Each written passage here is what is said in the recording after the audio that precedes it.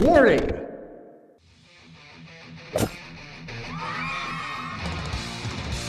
You're watching Dr. Todd Lee TV, where theoretically you could learn a bunch of cool shit.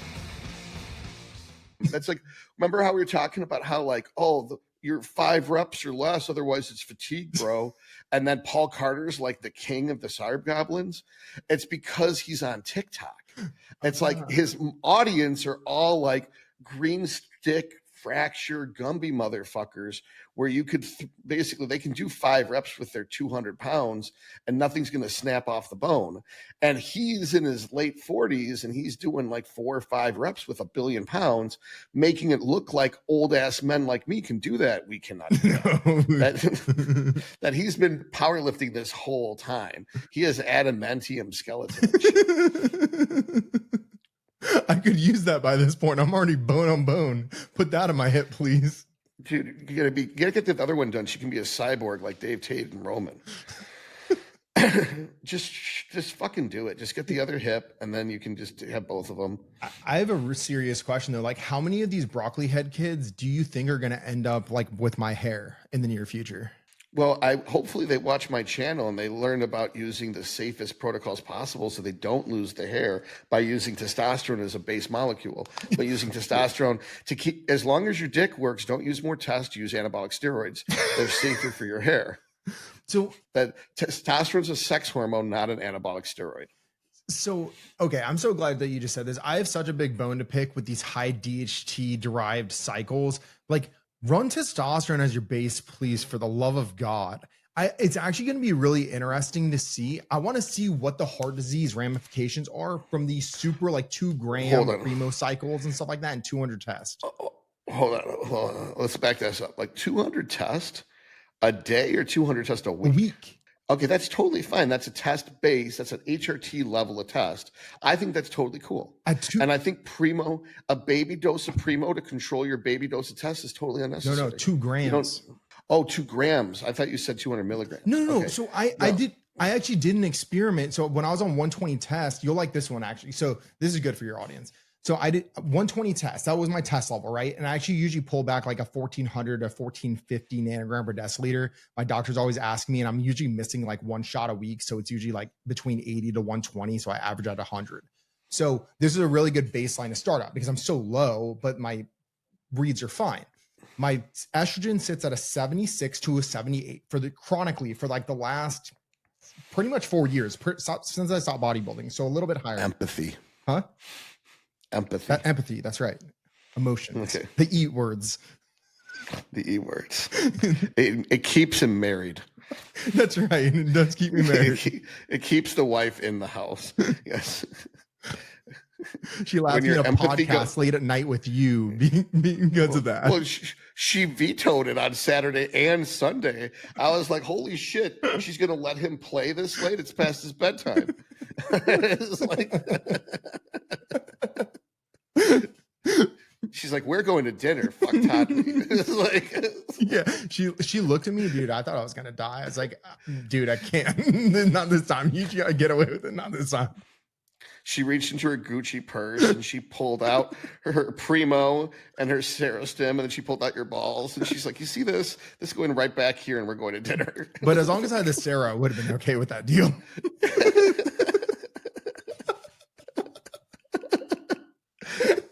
I always call it Therothem. It's like Therothem. Yeah, gotta have my Primo. Gotta have my Primo and my Therothem. Okay. Like it's L from Legally Blonde. It's like, yeah, just doing the bend and snap, man. That's what my life is now. Oh my God. Bend and snap. It's like that's the pivot for bikini. That's how I teach people to RDL. I'm like, just bend and snap. Yeah. I was like but you will like this one. So 120 test, right? My prolactin was a 44. You want to talk about emotions? I was like, oh man, bro, I was like, why am I watching Disney and getting emotional right now? Like, I felt like I wanted to break down at the end of the movie. I was like, something is off right now. And I'm at 120 test. It's not like I'm running trend. So, but my prolactin's higher than when I was running trend. That's for sure. So I get my labs back and I'm like, all right, well, I need to fix this. And I told my doctor after the facts, but the first thing I did was I walked upstairs and I took an Aromacin. I was like, okay, yeah, I know you're gonna ask. So I'll talk the loop system. So like bring down the estrogen, bring down the prolactin secondhand, right? So that was my methodology behind it because I was like, estrogen is so high, I can bring it down, I'll be fine. So I ended up doing half an Aromacin. Well, that day I did one, but I ended up doing 12.5 milligrams of Aromacin every single week because usually it doesn't impact my lipid profile that much, right? And I have Graves' disease, so I have to watch my cardiovascular markers for sure. So after 1 month of doing it, my estrogen goes down from, I believe this time it was a 78 and it went down. Went down to, let me guess, 39. Close, 32 actually. Oh, okay. 32, very close because it's a 65% suppression. Okay, that makes sense. Yep. I was thinking 50%, but I got it confused with the 7,8 benzo. 7,8 benzo is 50%. The Aromacin is 65%. Exemestane. Exemestane, yeah. So after that, what happened with my lipid profile was super interesting and other cardiovascular reads too. So my homocysteine went up from a 7 to a 22. And so wait, that's for you guys out there. That's from a 14 the max scale. It was at a 22. So my homocysteine was high. My ApoB went from I can't remember. It was in the 60s somewhere, maybe like 69 or 68. We'll just go with 69. I like that number.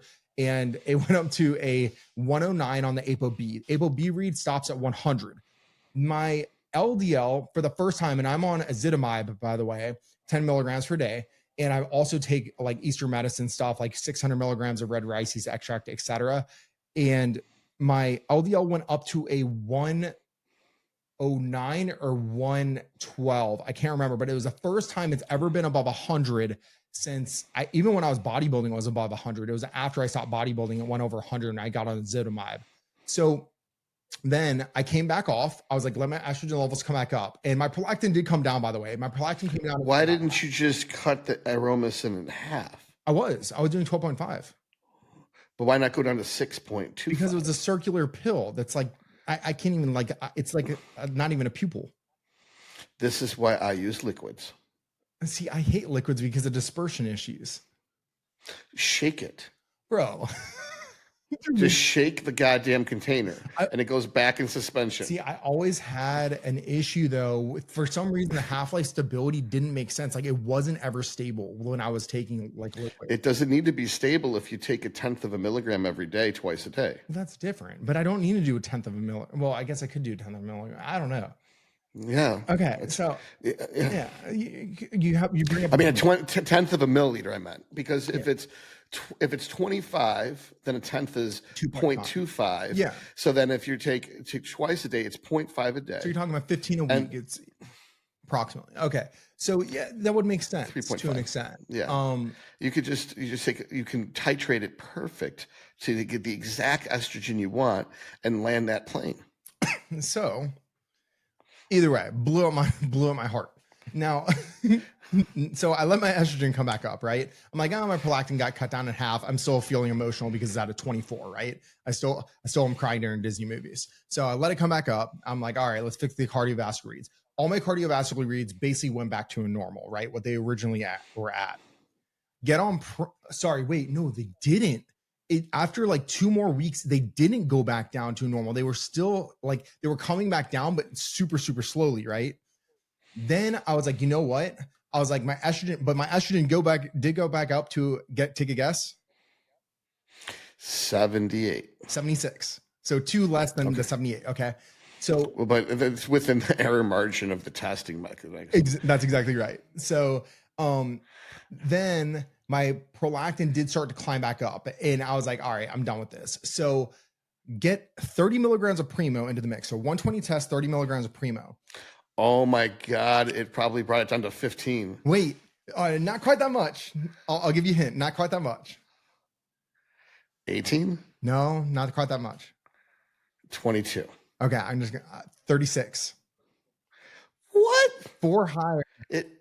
It didn't even cut it. And man, because usually with me, 20 milligrams of Primo a day is going to cut it right in half. Bro, 30 per week. So Oh, 30 a week. week. Oh, I think you meant 30 a day. No. Like 120 total per week of tests, 30 milligrams of Primo. A Primo a week. A week. Oh God. Okay. That's very powerful. Yeah. Anti-estrogen. So that's why I try to tell people, if your Primo is properly dosed, I mean, it crushes your estrogen. Right. Actually, my hair shed picked up. I noticed it when I hopped on Primo almost immediately because the estrogen was getting down lower. But my prolactin went down to a 12, so finally within range. Homocysteine levels dropped. It went back up to it was at like a 24, a 22 before I did the Primo. It dropped down to a 10 on the homocysteine, so back down within ranges. The LDL dropped from the 110-ish marker all the way back down to a 79. Yeah, all I ever pay attention to is ApoB. Because ApoB is the aggregation of all the atherosclerotic potential. So the other factors are just red herring and confusing. The patients just like wanted like just what's the ApoB, and they're like, but my all I care about is ApoB, and they're like, but no, it's 2025. We use ApoB now, and if we don't use ApoB, it's because they're old and stupid. And then they're like, okay. The only reason for LDL is honestly plaque buildup factor more so than anything else. But if your blood glucose is in check, you're taking a large dose of natto kinase, then the risk factor of like plaque buildup is relatively low if you're managing your like medicine. Blood pressure, inflammation, then the LDL doesn't matter so much. You got to have the trinity. Exactly. The atherosclerotic triad. That's exactly right. And then you don't get Alzheimer's and dementia. Which also you need to sleep for that and stay away from hard metals. But yeah, I think I calculated out there's 5 different mechanisms of contributing risk factors for Alzheimer's, and Benadryl is not one of them. So yes, it's a correlation, not causation. Right, exactly. Yep. That just because there's senility is correlated with Benadryl, and senility is a symptom of Alzheimer's, but that doesn't mean that Benadryl causes Alzheimer's. They're two completely different converging pathways to senility. So you want to talk about some loophole?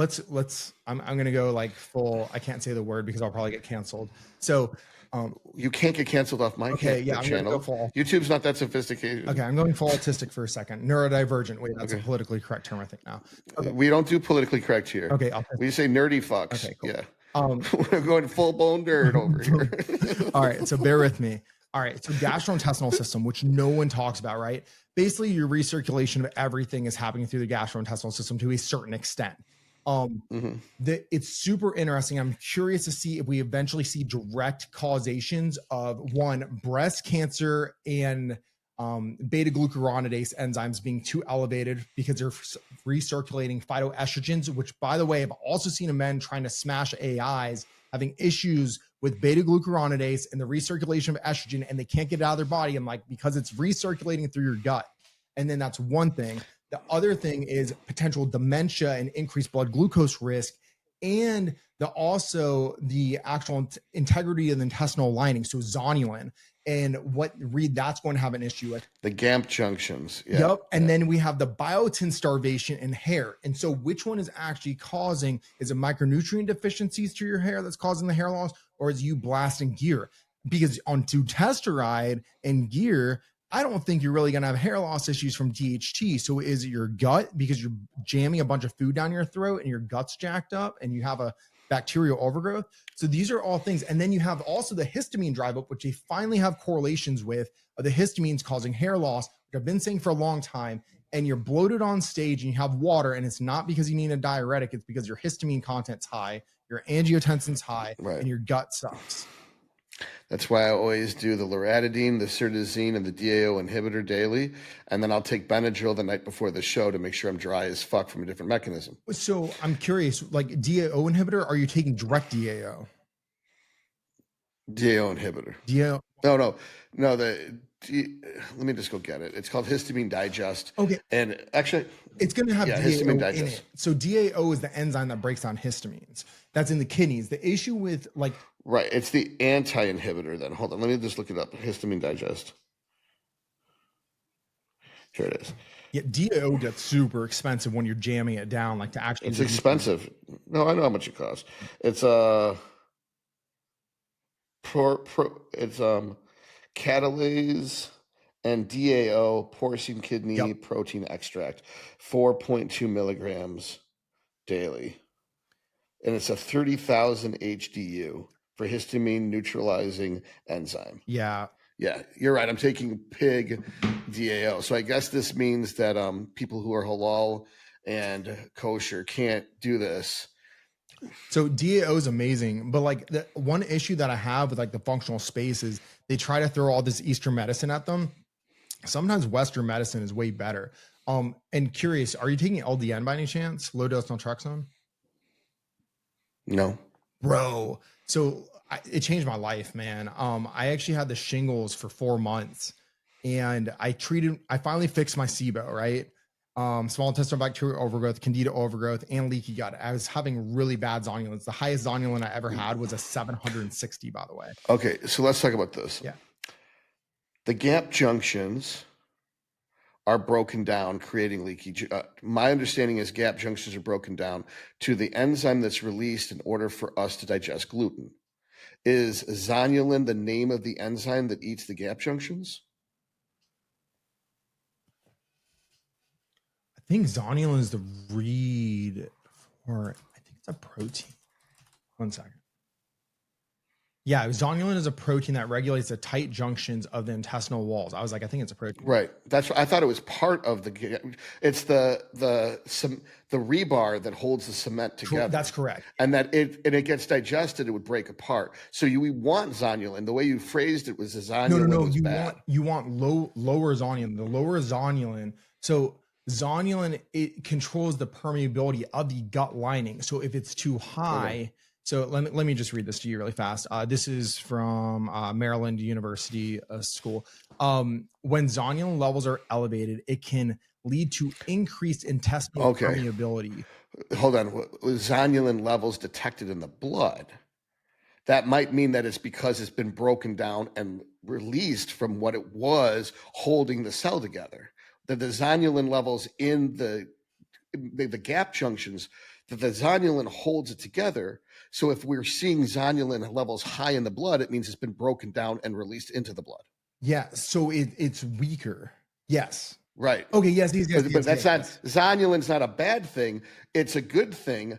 If detecting in your blood is a bad thing, because it's not supposed to be in your blood, correct. It's supposed to be in your intestinal lining. Yes. This is what I always have to say to people when they tell me, but Kurt Havens says injecting GH under the skin is better than in the muscle because you have higher GH levels. I'm like, higher GH levels in the blood. We don't want our GH in the blood. We want it in the muscle. Yeah. I mean, yeah. And the body's going to eventually do, it's a peptide, right? So the body's going to do with it what the body's going to do with it eventually. We're just like, please give me some MGF out of it, right? And it's like a random generator. And I'm actually curious if they ever figure out that formula. We have no clue. Like, it's like, that's why like taking direct MGF is a different exon. So there's one gene for IGF-1 AE, and then there's IGF-1 AC. And then the AGF1AC is also called MGF. There's introns and exons in the gene, and depending on which exons are used to make the transcription mRNA in order to make the translated protein, that's what determines if it's IGF-1 or MGF. And that we don't control that. That happens to do with mechanical tension. It drives MGF expression. GH binding to the GH receptor is what drives IGF-1, traditional IGF-1 expression in the muscle cell. Yes. Okay. With you. I was seeing where you go. Yes. Well, at the end of the day, like when you're doing growth hormone or IGF-1, the body's going to try to repair what the body's going to try to repair. And that's like it. It's going through your system at the end of the day. What were you even talking? Oh yeah. Zonulin, right? Zonulin. Yeah. So, low dose naltrexone being a miracle drug. So low dose naltrexone essentially binds to the opioid receptors. In the US, they usually use naltrexone for like alcoholics or opioid addicts. That's what I thought. I thought it's like, it's not the one I can't believe I'm drawing a blank, but methadone. It's not like Yes. methadone, but it's in the same application as methadone. That's correct. So Long half-lives is a short peak, and a short peak is a low addiction potential. So if you switch someone from a short half-life high peak to a long half-life short peak, you can wean someone off, like switching from Xanax to Valium. So I love this because, again, you're talking about habitual things, like it drives dopamine, right? And that creates habit. So that's why Xanax is so bad. It's such a short half-life that you keep having to re-up on it. And that's why it's so highly addictive. It's kind of like cocaine. It's so highly addictive because like in and out, and you have to keep re-upping, and it creates a habit out of it because the dopamine responds. We can have a long conversation about the prolactin issues with dopamine too, and recreational. Which is why I'm such a big fan of retatrutide, is that it pretty much blunts dopamine seeking behavior. So retatrutide is a great adjunct for addiction medicine. So they just don't know it exists yet. They're doing research actually on it's either Ozempic or semaglutide in porn addicts right now. Like there's a few different. I've definitely noticed that myself, is that ever since I started using retatrutide, porn's gross. Interesting. It's just like, I've just like no interest. What dosing are you running it at? I noticed that with 1 milligram twice a week. Right now I'm doing 2 milligrams twice a week. Okay. So I actually am doing an experiment with 1 milligram once a week right now. Because with Graves' disease, dude, you're gonna shit bricks when I tell you this. I have a lab, so it's not a misread. I ate a pint of ice cream 2 hours before this lab because I could feel like I was hypoglycemic because I'm just metabolizing everything so fast. That's why my calories are so high, you guys, in the off season. And we just didn't know at the time. My blood glucose 2 hours after a pint of ice cream was a 42. Wow. I once did that with Tren. I was doing like just a regular amount of Tren, nothing fancy, like 20 milligrams a day and 200 deca a day. I used to do that for years. It was 200 deca, 20 milligrams of Tren. It was like perfect. And I had a keto mojo. And so if you hit like a 3 on the keto mojo, you're in ketosis. I ate like a whole bag of gummy bears, like 150 grams of sugar worth of gummy bears. And I had like a 6 on the keto mojo. That with Tren, you're so insulin sensitive on Tren, you can eat an entire bag of gummy bears and still be in ketosis. That's crazy, by the way. So that was after a leg day. On my way home from the leg day, I slammed the whole bag of gummy bears, and then I did my keto mojo when I walked in the door, and it's like boom, 6. Then then a couple hours later, 12. Then the next morning, 24. It was just like, I was just like, damn. Tren, people underestimate how strong Tren actually is. And the older that you get, the more you notice how strong it is, because then you start noticing the side effects behind it. And it's like the acid reflux, which is usually from histamines. I don't know why no one talks about this. It's from histamines.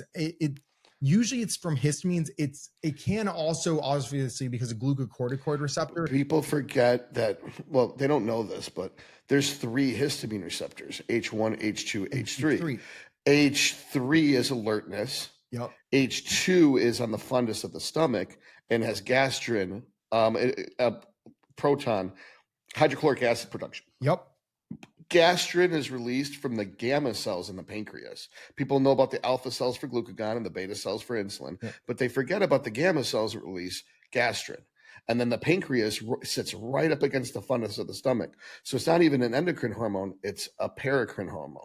And it binds to the fundus of the stomach, binds to the gastrin receptor, and then that facilitates the H2 binding, I think, and that's what causes the hydrochloric acid to get released in the stomach. Yep. And the interesting thing, so I was doing tons of research to try to see how to inhibit H2, like stinging nettle, I was even looking into like manuka honey or something like that. Stinging nettle is one that's really good. Quercetin, like you name it, but quercetin's H1 receptor and also helps with detoxification of histamines too.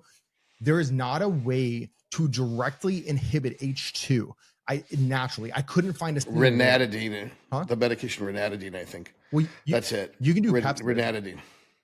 Right. But again, if we lose stomach acid, we lose the ability to digest protein, which means we don't absorb the protein, which means you're going to get an impacted colon, which is going to cause abdominal distension, which is going to eventually cause a big waist. So you have to do beta HCl and drive up your stomach acid as high as you can. So I fucking hate that shit.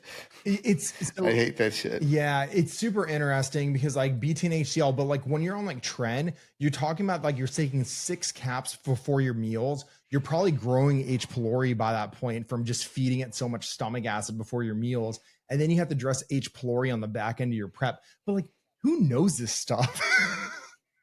Not any normal gastroenterologist. You're the only one I've talked to. I've known a lot of GI experts, and then when I start asking them questions, they don't know shit. It's like I'm like I know this stuff. You're not a GI expert. My GI skills are like a 2 out of 10, and I know more than you do. You're not a GI expert. It's just the general public has a 0. So you've got a 1, and the general public has a 0. It's super interesting that I was very much opposed to antibiotics at one point in time, and the antibiotic systems that everyone's using now is like 2. It's rifaximin and Cipra, or rifaximin and neomycin. It's like they don't actually look at the actual bacteria and like, oh, cool, we can use a singular antibiotic and hit 3 to 4 of the different strains that are super high. Or B, if it's low enough, why don't we use allicin and a biofilm tool to break it down, to get rid of it, rather than blasting the entire gastrointestinal system, kill off the wrong strains, make you resistant to other antibiotics or antimicrobials, because antimicrobials do the same thing, changing at a genetic level technically. And then it's like, just look at what's in front of you. Like I've got a funny dentist. Let me run to the bathroom really quick. I've got a funny dentist story for you. All right, I'll go to the bathroom too then. Bro, I'm just like tangenting. It's awesome. GI expert. So like, I was at the dentist. My dentist is cool, and she's like, "Well, I'm like, well, she's cleaning my gums really hard, and she's like, God, you're bleeding all over the place." And I was like, cool. And then she's like, "We're gonna have to give you amoxicillin." I'm like, "Is it because of the bacterial endocarditis?" She's like, "Yeah." I'm like, "I'll take my chances." She's like, "But you could die." I was like, "Yeah, but there's like a 0.1% chance I die, but there's a 99% chance we wipe out all of the bacteria in my colon, and I'm going to miss this show. And it's to victory or death. So I'd rather take my chances with death than show up on stage looking wrong." And she's like, "Are you serious?" I'm like, "Yes." She's like, No. I mean, are you serious that it kills bacteria?" I'm like, "Yeah. And, if you wipe out your bacteria in your intestines, you're going to lose your immune system." And then since everyone's all bun out of shape about this COVID bullshit, it's like, oh, let's wipe out the person's immune system to guarantee that they die from the virus, but we'll prevent them from getting a heart infection that they're not going to get. And then she's like, "Wow, I need to ask you so many questions." I was like, "Thank you for being open-minded enough to listen." Most people just get butt sore, and then they just think, well, he's wearing a baseball cap. He can't possibly know anything about medicine. It's like, you don't have a white coat on right now. It's like, yeah, I'm in your fucking chair. Why would I wear a white coat to your office? You should have walked in with your glasses. They would have known, man. Yeah, dude, it's like, I think people are so fucking stupid. You don't look like a doctor. It's like, oh, I don't have scrubs surgically sewed to my body. Oh my God. Oh, I'm glad we're podcasting. It's been a while since I've been on a podcast, but this is fun, man. Dude, this is great. Oh man. So yeah, I don't think that people understand the ramifications. Oh, so we can talk about immune system really fast. Low dose naltrexone. Sorry, we never even got back into it because we started to talk about histamines and going all over the place. So low dose naltrexone binds to the opioid receptor. So one of the good things about that is that it makes you more sensitive to your own opioids that you naturally produce. So it helps with the pain. Even at a very small dose, it helps with the pain. Low dose naltrexone is usually like traditionally like 1 milligram to 4.5 milligrams. It can technically go up to Crohn's levels, which is like 12.5 milligrams. But what it does, it also drives up endorphins. What I found out from running low dose naltrexone is not only did I feel better, it's hard to explain because like when you take it and you just stop, you like notice the difference, because when you start back up, you're like, oh wait, I was feeling better on it. So it drives up endorphin release. The other thing that it helps is with microbiome balancing because of it. And after having the shingles so I killed off SIBO, killed off Candida, fixed my leaky gut. During this time frame, I right afterwards, 2 weeks after, I got the shingles. When I say the shingles, I actually still have scarring. I think I still have scarring like on my chest, but it wrapped through the entire left side of my body. And I was like, there's a 0% chance, like I do after having like a herpes virus for that long, that I don't have my gut absolutely wrecked. So the first thing I did after 4 months of shingles is I ran GI mapping, because I was like, during it, I was like having like severe diarrhea and stuff like that. I mean, I felt terrible. And after all that, my gut was the best it had ever been. Low dose naltrexone was the only major difference that was in there. And that was at the moment in time I was sold, because I medically had proof that it actually did what I wanted to do. But here's a little pushback. Okay. The number one side effect of opiates is it slows down gastric motility. Okay. So maybe it's just a simpler explanation than that. Maybe it's simply that it slows down the gastric motility, which allowed time for more food to get absorbed. So less of it was just ripping through you, getting to your colon and then feeding the bacteria, releasing gas and other problems. So interesting. Well, and the GLP-1s do that too. So we might be able to achieve the same result with retatrutide without using the low dose naltrexone. Okay, so different mechanisms. I don't think that it's bad to have both in. Retatrutide 100%. Like retatrutide 100%. It's just like taking metformin or berberine. Berberine's like way better for your gut than metformin. Like right, then metformin fucks you up, but metformin fixes it unless you take too much because it's not bioavailable. But if you have leaky gut, you'll absorb berberine way better, so you can get away with way less berberine with leaky gut. So berberine's really effective for killing off methane bacteria, by the way. Very effective for killing off methane bacteria in the gut. Okay. So it does a balancing effect. So metformin and berberine, the worse your gut is, the more diarrhea that you have for the first 2 weeks. Then your gut is actually balanced out. So berberine, though, is a way stronger antimicrobial than metformin. Now, the cool thing about it is the gut to brain axis way, when you have less blood glucose, or you're dumping out the extra glucose that's in your system, in your intestines, then it's the signaling to the brain. And that's truly like where the magic starts happening. So again, with like, if you're taking a GLP-1, it's like, why wouldn't it have the same impact where you're having better gut to brain axis way? It's signaling that we don't need glucose, or we need glucose. You're releasing the insulin, things like that. So it helps with nutrient absorption to a large extent. And we are going to start seeing, like, maybe, I don't think they're ever going to script it for it. Like it fixes your microbiome so much. Plus people that are obese, they're eating less food now. So they're getting less bacteria growth going on. So it's like multifaceted, and they're going to study general populace. They're not going to study sports performance, not for now anyways. And I think that we are going to actually see that. So, I mean, why not? You're eating less food, less bacteria. I think that once the X Games do better than the Olympics, then people will start actually doing their fucking jobs and testing how to make humans better, not just how to keep them sick and how to use medicine to treat diseases, but how do we use medicine to make people so healthy they don't get the diseases in the first place? And the way that you do this is you invert the entire medical system with privatized money, which takes a minimum, a small amount of like minimum $1 billion, like liquid $1 billion, to have a hospitalization system. You're talking about like $500 million. And then you have a triage process, and you're paying in for preventive healthcare. Then once you have preventive healthcare, then you have acute healthcare. And then you have none of this shit. You wait till the boomers are dead. You wait till the Gen Xers are dead, because none of the millennials are dumb enough to buy health insurance, and everybody's paying for concierge medicine with their flex accounts and HSAs. And then people will and then when peptides and do-it-yourself medicine is so mainstream that all those AMA fuckers will be dead, all the FDA fuckers will be dead, and there'll be people like you and me in charge.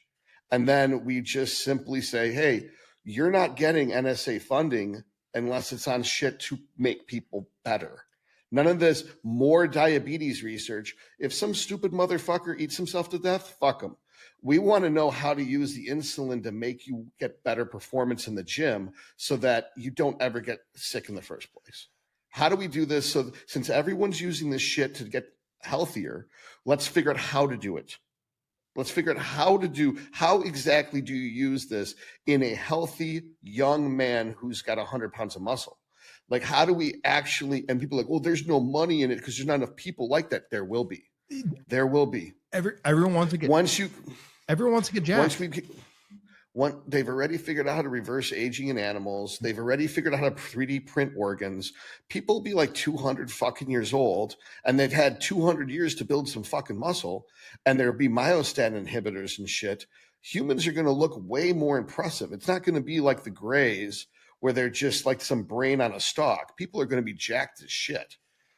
I completely agree, man. And there are smart ways to do this. Like, it doesn't take a copious amount of steroids to get jacked. It really doesn't. If you're actually training hard, 200 milligrams of testosterone, some growth hormone, which by the way, actually has been proven to reverse age people. It's the Chinese study, metformin, DHEA, and it was growth hormone, and it like reverse aged them all at an average mean of like 7 years or something like that. And in what window? Short. It was a short window of time. I think it was like 6 months, right? Are you aware of this study?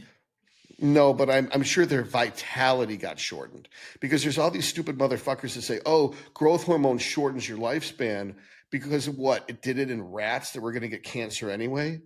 Like, that doesn't count. It's like we don't have humans that have been using growth hormone long enough to see that it shortens lifespan.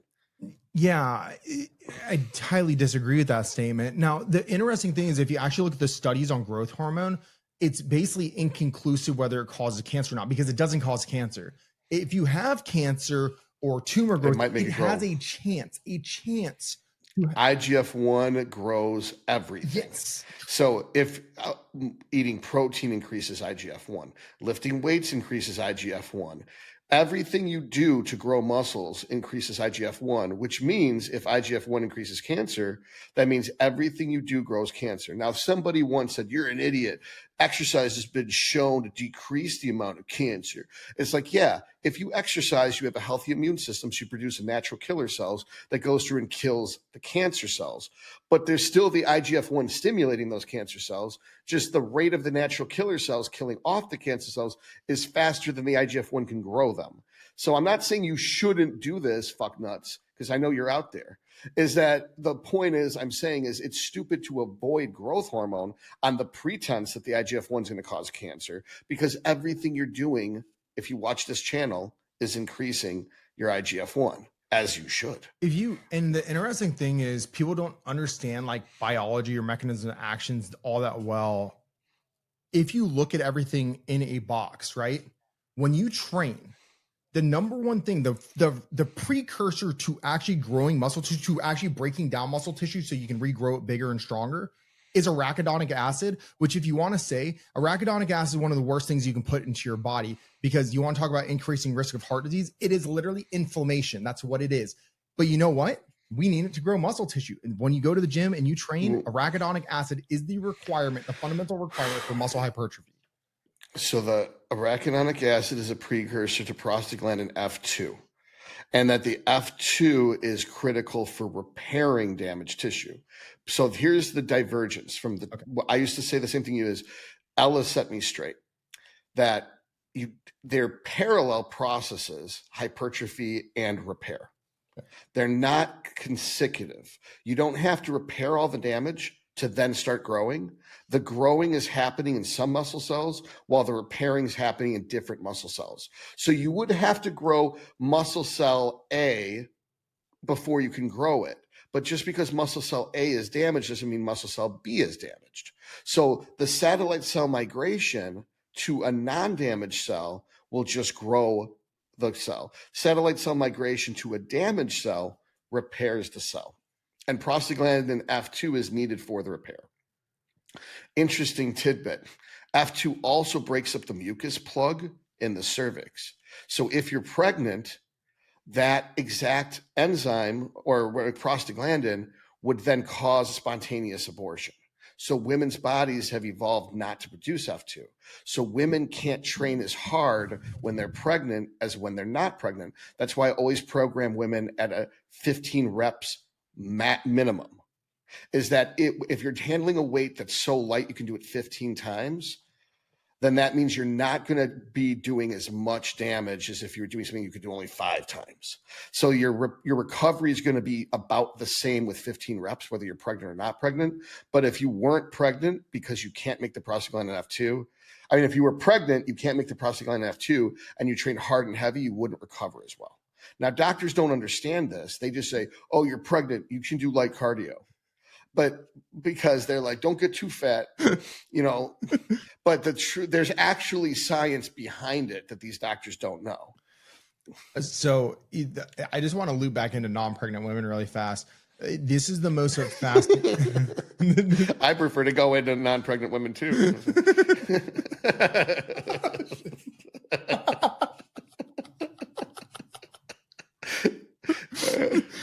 250 grand later. Yeah, that's a divorce. Thanks, Todd. It's like, you didn't say it, I said it. Okay.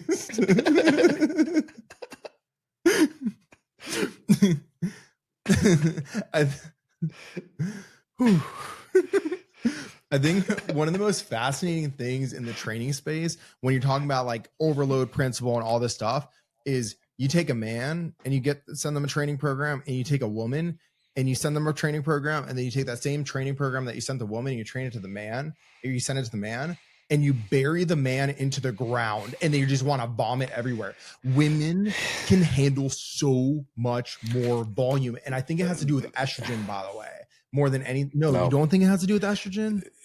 They did a study on this. Okay. Women don't try. Women don't go anywhere close to failure. That's why they can train 3 legs 3 times a week. Bro. And I know you train competitive women. It's different. But normal women are lazy as fuck when they train. They're more interested in cleaning the equipment before and after they use it than actually doing a set.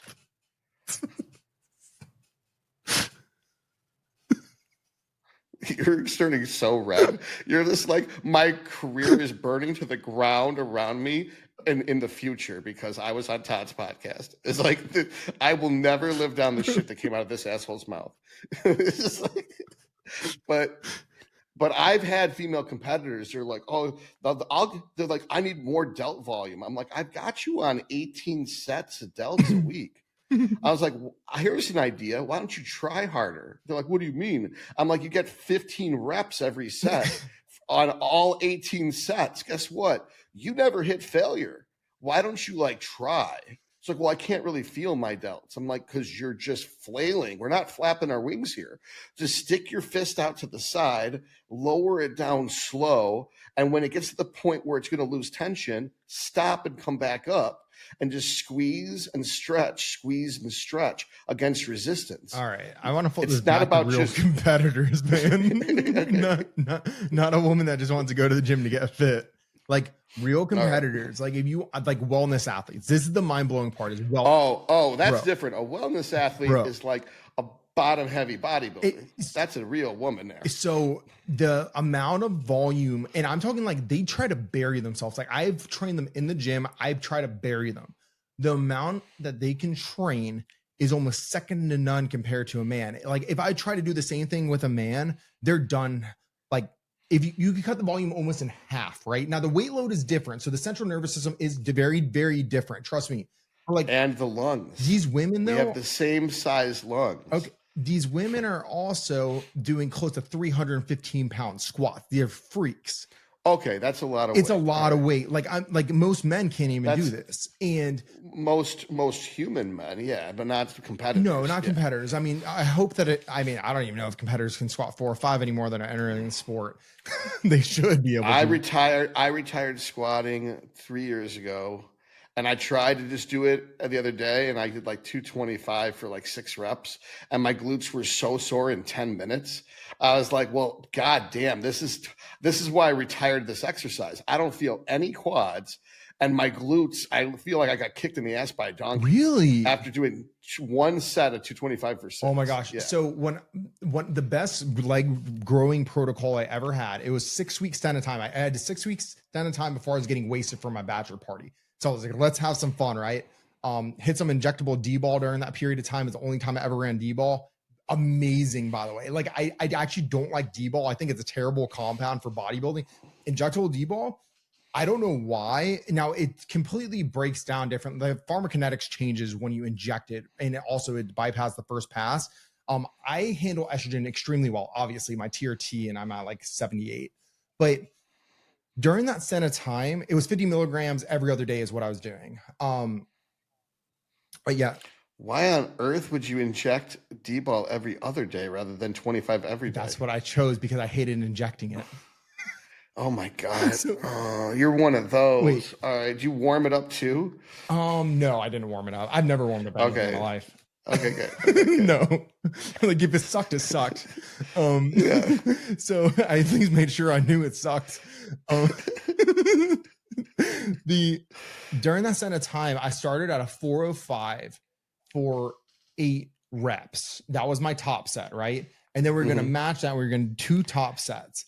I went from in that 6 weeks at a time. And now we keep in mind, I was way heavier squatter than 405.